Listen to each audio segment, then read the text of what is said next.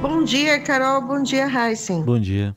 Bom, temos aí na agenda, né, um descanso do presidente eleito Lula, né, depois de alguns dias na Bahia, deve se reunir hoje em São Paulo com o vice-eleito Alckmin, que coordena a transição, e também com a presidente do PT, Gleisi Hoffmann, e um dos principais temas da conversa é essa estratégia para viabilizar promessas de campanha, como manutenção do Auxílio Brasil em R$ 600, como também a tabela do imposto de renda, né, a isenção também para quem ganha até R$ 5.000, e ainda a questão envolvendo o aumento real do salário mínimo.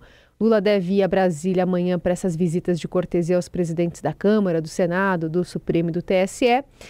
E como é que essa conta está fechando, né? Por que, por exemplo, escolher a PEC como o plano A para se levar essas promessas à frente, o Adri? Olha, essa questão da PEC, plano A, plano B, tudo vai passar pelo crivo do presidente eleito Luiz Inácio Lula da Silva.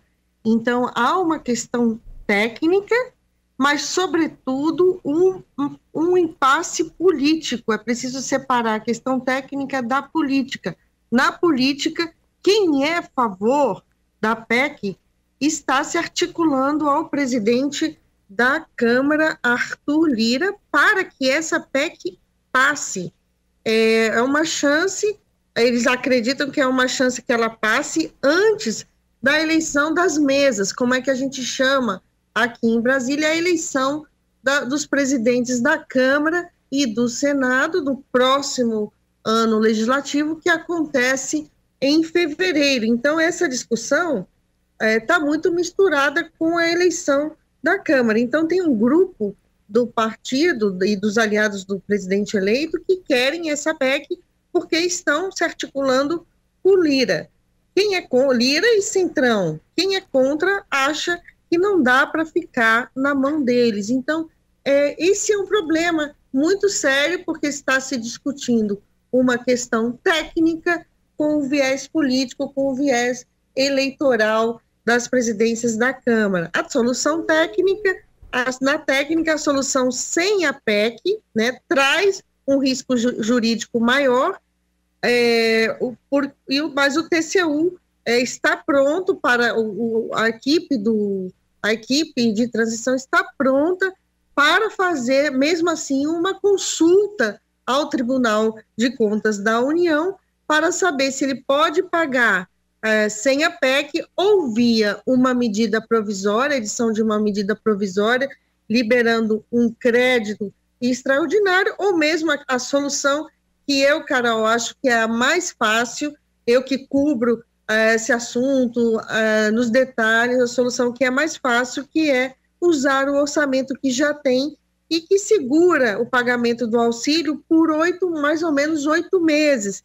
Então, você faz esse pagamento com o dinheiro que já tem no orçamento, que é para pagar os R$ 405, e refaz o pagamento com 600, dá para pagar por 8 meses, e aí faz uma PEC para todas as outras demandas, porque está uma guerra muito grande do que colocar também nessa PEC, porque foram muitas promessas. Então, o que a gente está vendo é uma guerra de qual promessa vai estar nessa PEC. Agora, o Adri, caso, né, porque até agora o que está se indicando é que vai ser via PEC, mas caso seja por medida provisória, ou teria que ser no primeiro dia do novo governo ou contar com uma boa vontade improvável do atual presidente? Não, se for pelo crédito extraordinário, com a MP,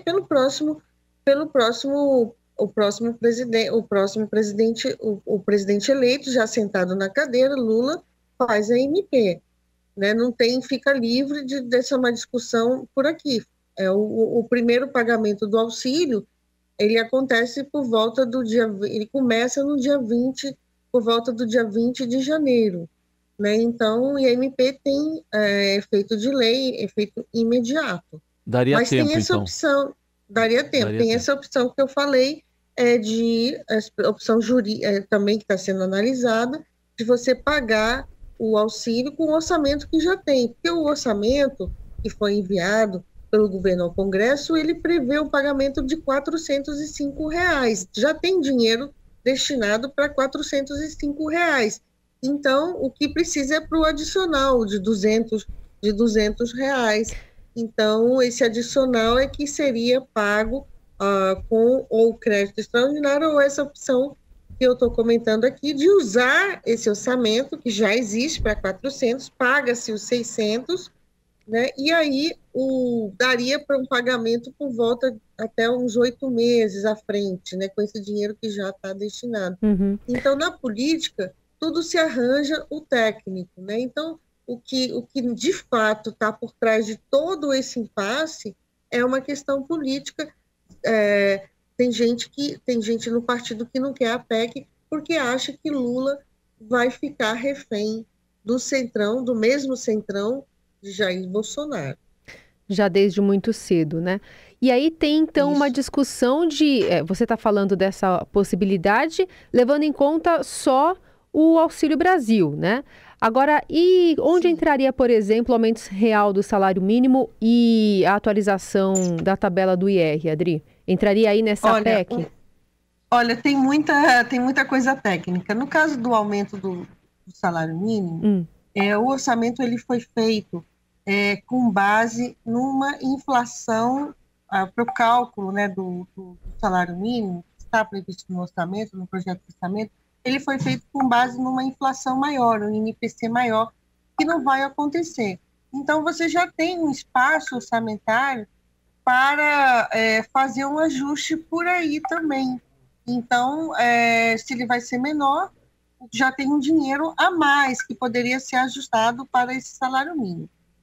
A tabela do imposto de renda da pessoa física, dificilmente o PT vai aceitar esse reajuste agora, sendo discutido agora com esse Congresso. O presidente da Câmara, o Lira, ele colocou uma pressão, um dos seus aliados, foi uma matéria que eu escrevi semana passada, muito lida no portal do Estadão, ele colocou um projeto, um dos seus aliados, para reajustar 5 mil e aí colocar também sob pressão o presidente eleito, porque Lula prometeu reajustar a tabela, a faixa de isenção para 5 mil, mas tecnicamente o que estava sendo discutido é cumprir essa promessa ao longo do tempo, não de todo imediato, porque a perda de arrecadação é muito grande. Então, o PT não vai, e seus aliados não vão querer discutir isso agora.